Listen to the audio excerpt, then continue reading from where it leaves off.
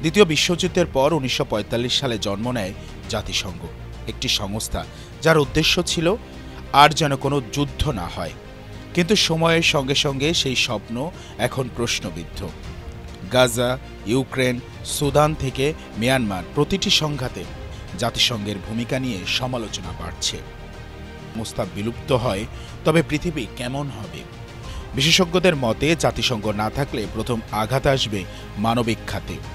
জাতিসংঘের শরণার্থী সংস্থা ইউএনএইচসিআর ও বিশ্ব খাদ্য কর্মসূচি WFP বর্তমানে কোটি মানুষের খাদ্য ও আশ্রয়ের দায়িত্বে।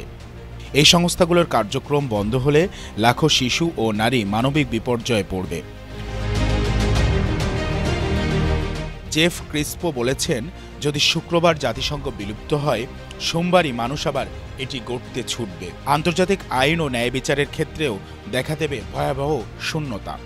আন্তর্জাতিক অপরাধ আদালত বা মানবাধিকার পরিষদ বিলুপ্ত হলে যুদ্ধ অপরাধীদের বিচার অসম্ভব হয়ে পড়বে। সাবেক প্রসিকিউটর জিওফ্রে নাইসের ভাষায়, আইন হয়তো থাকবে, কিন্তু তার দাঁত থাকবে না। তবে শুধু রাজনীতি বা বিচার নয়, জনস্বাস্থ্য বড় সংকটে পড়বে। বিশ্ব স্বাস্থ্য সংস্থা WHO না থাকলে মহামারী প্রতিরোধ, টিকা অনুমোদন ও বৈশ্বিক স্বাস্থ্যনীতি স্থবির হয়ে যাবে। বিশ্লেষকদের মতে জাতিসংঘের সীমাবদ্ধতা অস্বীকার করা যায় না, কিন্তু এর বিকল্প এখনও পৃথিবীর হাতে নেই।